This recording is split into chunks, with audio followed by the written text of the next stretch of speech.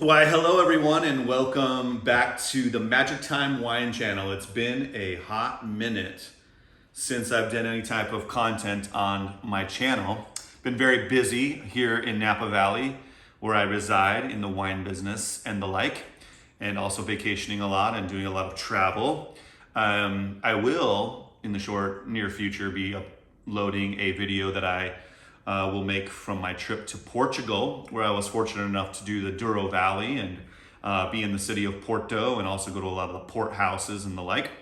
Got some really neat aerial footage and pictures of the Douro Valley, which Portugal is a beautiful wine country. So I will update that and put it up on the channel soon. But today, I just wanted to do a really fun little Spanish wine tasting because I have been enjoying wines of a lesser price point lately and trying to find the little hidden gems that exist because I am priced out of the market. Napa Valley Cabernet and Bordeaux and Burgundy and a lot of the wines I've grown to love over the years are just getting too damn expensive, as a lot of you can probably attest to, a lot of you wine enthusiasts. I found a lot of value in Spain. Of course, Portuguese dry red wines are very inexpensive and very qualitative as well. Italian wines you can find some really incredible gems in the world of Italian wines for a fairly good price point. And of course, Argentina and Chile and Australia also you can find some good gems. But what I'm going to focus on today is three beautiful Spanish reds that I purchased all under the price of $20. Now, the suggested retail for some of these wines is a little higher than 20 bucks. But there's a discount wine shop pretty close by to my house where I was able to pick up these wines for less than 20. I have a beautiful red blend that is called Caracol Serrano. It is from the region of Jumilla. You might have, in your quest of tasting Spanish wines, seen wines from Jumilla, which is in southeastern Spain. And they're very well known for really fruit-forward, jammy, very expressive wines made from the grape we know as Monastrell, or in French, Mourvedre. Monastrell and also Grenache or Garnacha are indigenous to Spain, although we like to think that we taste a lot of wines from South France, and those grapes, Grenache and Mourvedre, are very powerful presence there. So a lot of people think that they're from Spain, but they're actually are France, but they're actually from Spain. So this wine right here is a blend of 55% Monastrell, 25% Cabernet Sauvignon, and 20% Syrah, and it's imported by a company called Tri-Vin Imports out of New Rochelle, New York. Let's give it a little pour here. I actually have had a couple bottles of this wine. It's really affordable. I think I bought it for less than 10 bucks. And it has a suggested retail for around 12. The Decanter magazine, 2022, the Decanter magazine gave it an 89 point mark. This wine, I know for tasting it a few different times that it's not, I don't detect a lot of like oak or presence of oak. It might be stainless steel fermented. It also might be in like big neutral casks or something like that. But this wine is all about juicy, fruit driven, kind of medium to light bodied red, kind of jammy flavors to it, like almost like a Zinfandel. Definitely getting that kind of brambly fruit with it.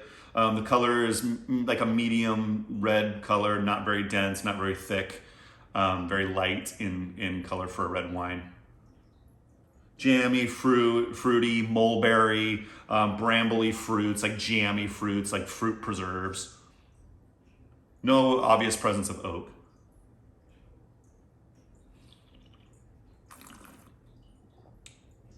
Medium to light bodied, refreshing, a nice little zippy acidity to it. This one would be excellent with like a paella, rice dishes, be great with pizza, pastas with marinara sauce. I mean, just like super friendly, light, easy, sunny afternoon day outside. Get this nice and chilled down a little bit. You'd enjoy it on the patio, you'd enjoy it in the pool, you'd enjoy like making a sangria out of it. Excellent red for the price. I think 89 points is a solid score from Decanter. I think they nailed that. Yeah, I mean, great QPR, guys.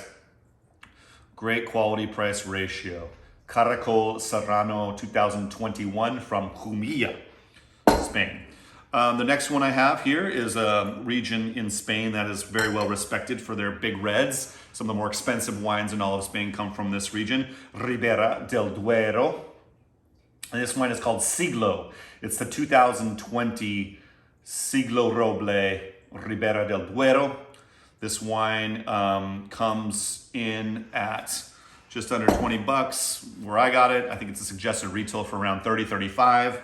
It is a 100% Tempranillo. 75% of the wine is aged in American oak barrels. 25% of it is in French oak barrels, and it's said just for 4 months. Although when I pour this wine, and I have prior to filming, I'm catching a lot of this like really rich American oak flavor. It's almost like they used American oak like chips or something. It has got this big dollop of American oak, meaning like almost like a coconutty, very resinous, woody type note to it.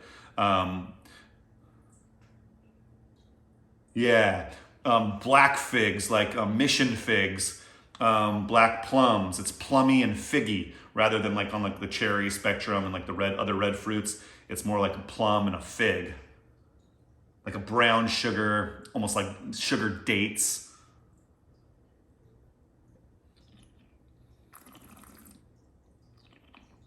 A little richer, a little fuller body, a little more complex, more weight, more tannin to the wine than the first. Definitely that heavy duty presence of oak. The flavors are kind of like that sugar date, that like plummy note to it, but definitely like black figs. It's definitely figgy. You know what I had a dish the other day at one of the local restaurants here, a restaurant called Scala right here in Napa, a really great restaurant. And they had this prosciutto and fig dish with a little bit of honey drizzle over the top of it and some balsamic.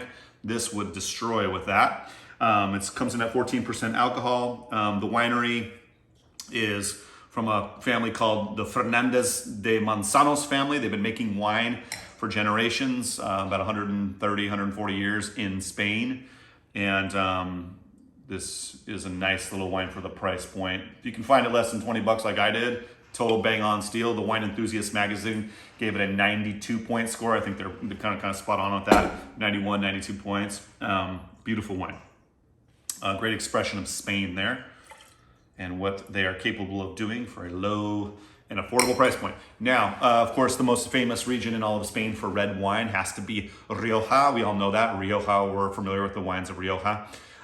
They're heavily based on the grape Tempranillo, but also sometimes the Riojas have a few other indigenous Spanish grapes blended in it. In this case, this is 85% Tempranillo and 15% Grenache. It's called Viña Marcechalar. That's probably not the perfect pronunciation, but this is a 2018 Viña Marcechalar Reserve Rioja.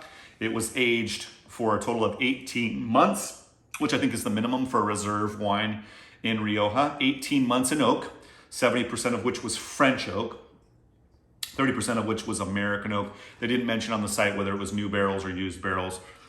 Most of the time in Spain, they're used barrels. They don't use a lot of brand new wood with their reds. I did a little bit of background research on this, and this is actually the same family that owns this property, actually owns this wine as well, so it's in their portfolio. I think it's a rather large bodega, and they have a lot of different brands within their portfolio. But yes, so it's kind of the same ownership as the last wine. This one also got a 92 point score by James Suckling, very respected critic that was with the Wine Spectator magazine as their editor for a very, very long time. So 92 points, James Suckling. Right away, the most complex nose of all three. This kind of smells like Bordeaux, France. It has a kind of like this earthy undertone to it.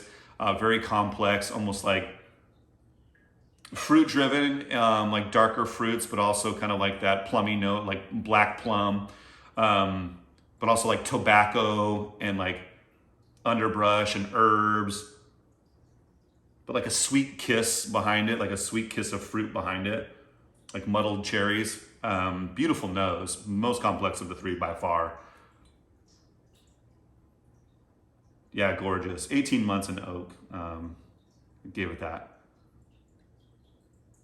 Wow, very alluring. I think I bought this wine for like 14 bucks, but I think the suggested retail is over 20, like just over 20. Already on the nose, I can tell I like this wine.